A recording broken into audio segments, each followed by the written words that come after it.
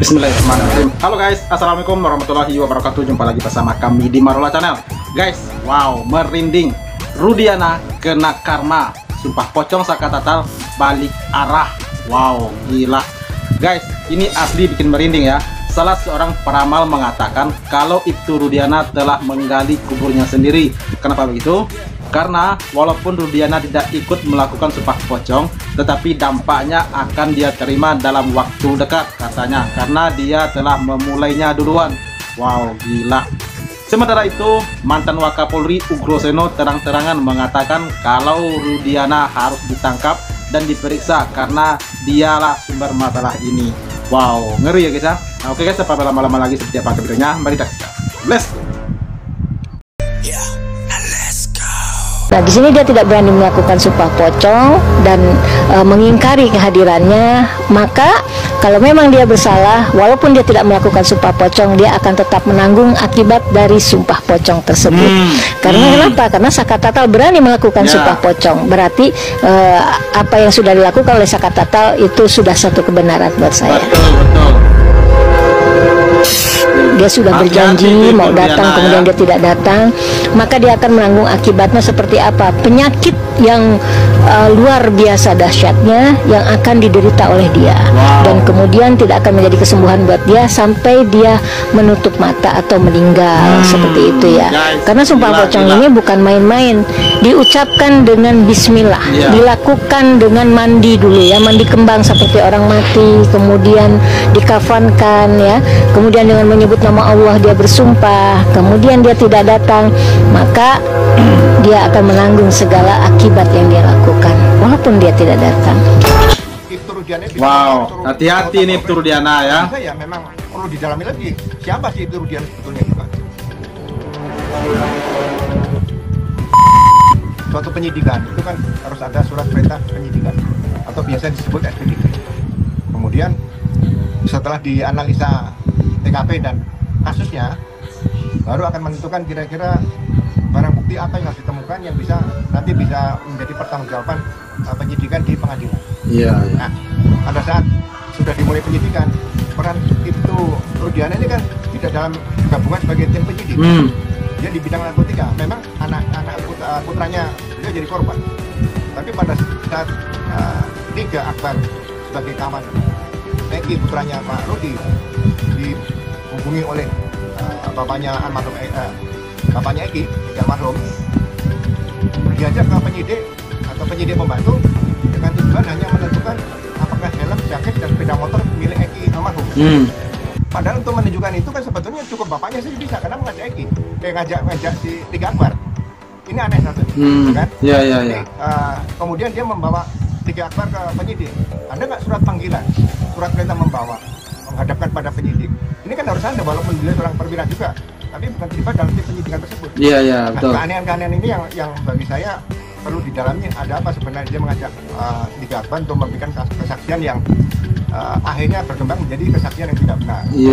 Kalau seseorang melakukan perbuatan kemudian memberikan keterangan tidak benar, itu berarti di pengadilan bisa dikenakan memberikan keterangan palsu. Tapi kalau seseorang dipaksa memberikan keterangan tidak benar, padahal dia memang tidak tahu permasalahan itu, apakah bisa dikatakan dia memberikan keterangan palsu? Dan sumber keterangan palsu ini harus dibuktikan dari siapa?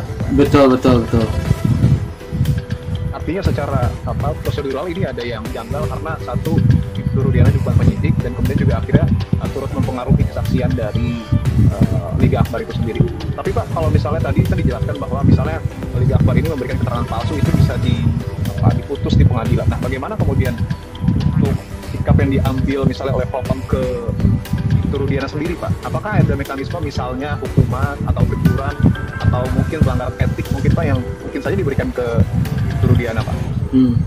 Ya, kalau saya pelanggaran etika profesinya bisa diproses, dipercepat di situ, bahwa termasuk pelanggaran etika profesi berat karena memaksa seseorang untuk memberikan keterangan yang tidak benar terhadap suatu peristiwa yang memang seharusnya itu peristiwa pidana yang harus diungkap secara benar itu. Betul. Nah, ini kan menarik juga, Pak. Bisa PTDH, ya. Terberat PTDH ya, Pak? Arahnya PTDH karena sudah memerlukan Bayangkara kepolisian. Ini kan profesi kepolisian jadi rusak hanya gara-gara seperti ini. Pas banget itu, betul banget itu. Lebih banyak mengetahui tentang apa yang harus dia lakukan dan apa yang tidak tidak harus dia lakukan. Baik, ini kan menarik Pak. Mungkin ada yang secara umum mungkin melihat kenapa pada akhirnya Ibtu Rudiana turun tangan, mungkin karena Ibtu Rudiana ini bapaknya dari Eki. Tetapi juga kan kalau dilihat dari jabatannya mengemban soal narkotika pada saat kejadian pembunuhan. Ada juga yang mengaitkan dengan misalnya pengungkapan kasus narkoba. Itu kira-kira motif dari Ibtu Rudiana kalau mengintervensi terlalu jauh bisa ke arah sana sih Pak? Apa Bapak gimana? Ya, kalau saya dari awal selalu saya katakan dalam suatu peristiwa tindak pidana seperti korbannya Vina dan Eki ini, analisa kriminal para penyidik di Polres atau Polres Cirebon ini harus benar-benar dikeluarkan semua. Ada beberapa analisa pertama misalnya apakah korbannya memang murni Vina kemudian Eki terbawa di situ, atau kemudian analisa kedua kemungkinan Eki menjadi sasaran utama, Vina terbawa. Iya. Analisa ketiga, ini mungkin perkelahian antara remaja atau geng motor. Nah, yang keempat, kemungkinan ya anak muda kan berkaitan dengan narkoba seperti itu. Ini bisa dikaitkan juga dengan narkoba. Yang kelima, apakah sudah pernah ada kasus-kasus geng motor yang membunuh, menganiaya atau sampai memperkosa di Cirebon saja? Karena Cirebon ini kotanya kecil. Betul. Jadi membuktikan untuk mengenali seseorang ini tidak terlalu sulit gitu. Makanya saya bilang jangan dibawa ke arah menyangkut seorang pejabat tinggi dan sebagainya. Alat buktinya saja harus dibuktikan di situ bahwa itu alat bukti yang harus dibuktikan nanti di depan sidang pengadilan.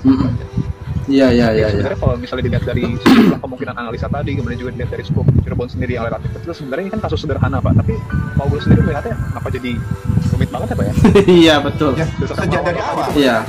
Ya, sejak dari awal, kalau polisi punya naluri bayangkara, naluri penegak hukum, naluri penyidik yang kuat sebagai insan Polri, kan sesuai Tridata dan Catur Prasetya, posisi korban seperti itu kecelakaan lalu lintas, ada saksi di TKP menyatakan sempat melihat celananya melorot ke bawah, apakah itu kecelakaan lalu lintas Polri?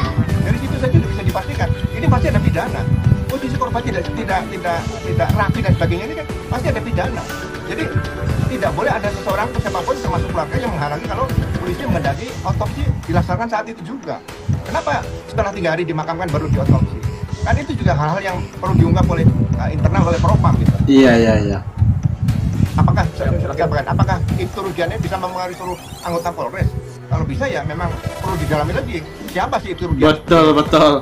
Jangan-jangan artinya Pak Ugro melihat pemeriksaan pura-pura Ibtu ya, ternyata jenderal ya. Tidak melihat benang merah dari kasus ini ya Pak ya?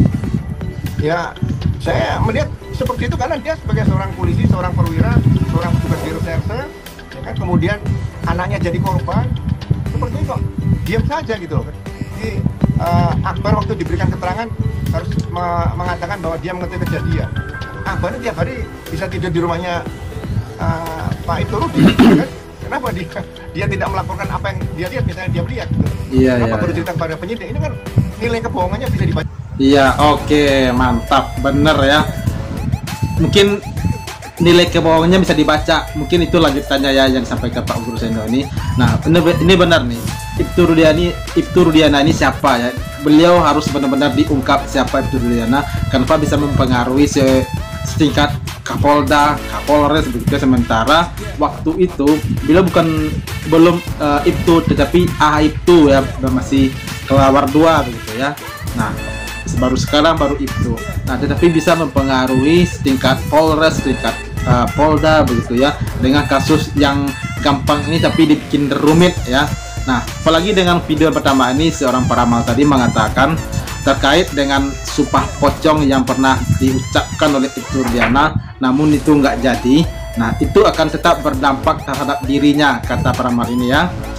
Sebab beliau setelah seperti menggali kuburnya sendiri begitu ya, dengan ucapan sumpah pocong itu nggak main-main, karena itu berdampak atas keselamatan dirinya gitu ya.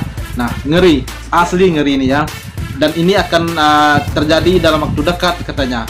Gila, ini mungkin merinding ini guys. Bahkan seorang Saka Tatal pun, seorang anak muda ya, berani menentang Ibtu Rudiana untuk sama-sama meletus pocong, dan Ibtu Rudiana pun tidak hadir pada saat waktu prosesi dilanjutkan. Nah, gila. Oke guys, terima kasih banyak bagi yang telah menonton, dan sampai jumpa lagi di video berikutnya. Thank you. Thanks for watching.